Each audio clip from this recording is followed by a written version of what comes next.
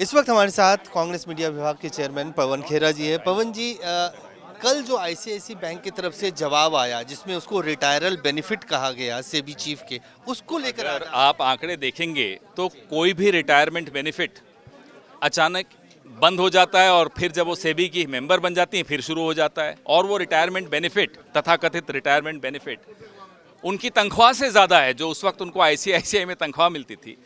वो लगभग मिलती? 1,30,00,000 सालाना औसत।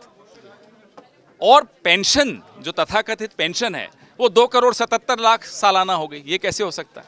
इस पूरे मामले पे एक व्यापक एक जो है दूसरी जगहों से भी कई सारी आवाजें आ रही हैं कि सेबी चीफ के ऊपर बहुत भ्रष्टाचार के मामले बने। उसको किस तरह से देखते हैं? एक फॉर्मर बीजेपी एमपी ने भी है। वही हम हैरान हुए देखकर कि भाजपा के एक पूर्व सांसद भी गंभीर आरोप लगा रहे हैं। तो उस पर जवाब दे ना, भाजपा क्यों नहीं दे रही? सरकार जवाब दे। इस पूरे मामले में अब कोई लीगल आप लोग को अभी तो हम खुलासे कर रहे हैं, लगातार करते रहेंगे।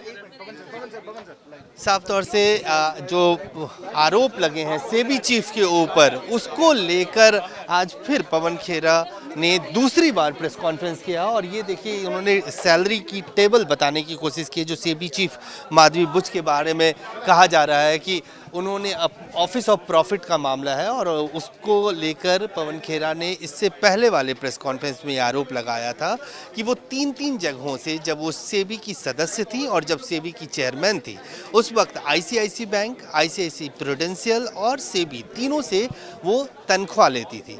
उसके बाद देर शाम होते होते आईसीआईसी की तरफ से एक स्टेटमेंट आया जिसमें ये कहा गया कि माधवी बुच, जो अभी वर्तमान में सेबी की चीफ है, उनको रिटायरमेंट बेनिफिट मिला था, यानी पेंशन के तौर पे वो सारे पैसे मिले थे।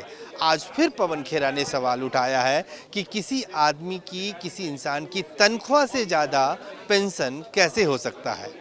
अब इस सवाल का जवाब कब तक आएगा? और कई सारी और चीज़ें हुई हैं इस बीच में, जिसमें एक पूर्व भाजपा के सांसद ने भी सेबी चीफ के ऊपर भ्रष्टाचार का आरोप लगाया है। इस वक्त हमारे साथ कांग्रेस मीडिया विभाग के चेयरमैन पवन खेरा जी है। पवन जी, कल जो आईसीआईसी बैंक की तरफ से जवाब आया जिसमें उसको रिटायरल बेनिफिट कहा गया सेबी चीफ के, उसको लेकर अगर आप आंकड़े देखेंगे तो कोई भी रिटायरमेंट बेनिफिट अचानक बंद हो जाता है और फिर जब वो सेबी की मेंबर बन जाती हैं फिर शुरू हो जाता है। और वो रिटायरमेंट बेनिफिट, तथाकथित रिटायरमेंट बेनिफिट, उनकी तनख्वाह से ज़्यादा है जो उस वक्त उनको आईसीआईसीआई में तनख्वाह मिलती थी।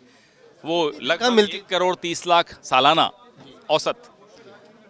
और पेंशन, जो तथाकथित पेंशन है, वो 2,77,00,000 सालाना हो गई। ये कैसे हो सकता है? इस पूरे मामले पे एक व्यापक एक जो है दूसरी जगहों से भी कई सारी आवाजें आ रही हैं कि सेबी चीफ के ऊपर बहुत भ्रष्टाचार के मामले बने। उसको किस तरह से देखते हैं? एक फॉर्मर बीजेपी एमपी ने भी है। वही हम हैरान हुए देखकर कि भाजपा के एक पूर्व सांसद भी गंभीर आरोप लगा रहे हैं। तो उस पर जवाब दे ना, भाजपा क्यों नहीं दे रही? सरकार जवाब दे। इस पूरे मामले में अब कोई लीगल आप लोग को अभी तो हम खुलासे कर रहे हैं, लगातार करते रहेंगे। साफ तौर से जो आरोप लगे हैं सेबी चीफ के ऊपर, उसको लेकर आज फिर पवन खेरा ने दूसरी बार प्रेस कॉन्फ्रेंस किया। और ये देखिए, उन्होंने सैलरी की टेबल बताने की कोशिश की जो सेबी चीफ माधवी बुच के बारे में कहा जा रहा है कि उन्होंने ऑफिस ऑफ प्रॉफिट का मामला है। और उसको लेकर पवन खेरा ने इससे पहले वाले प्रेस कॉन्फ्रेंस में आरोप लगाया था कि वो तीन जगहों से, जब वो सेबी की सदस्य थी और जब सेबी की चेयरमैन थी, उस वक्त आईसीआईसी बैंक, आईसीआईसी प्रूडेंशियल और सेबी तीनों से वो तनख्वाह लेती थी। उसके बाद देर शाम होते होते आईसीआईसी की तरफ से एक स्टेटमेंट आया जिसमें ये कहा गया कि माधवी बुच, जो अभी वर्तमान में सेबी की चीफ है, उनको रिटायरमेंट बेनिफिट मिला था, यानी पेंशन के तौर पे वो सारे पैसे मिले थे। आज फिर पवन खेरा ने सवाल उठाया है कि किसी आदमी की, किसी इंसान की तनख्वाह से ज़्यादा पेंशन कैसे हो सकता है।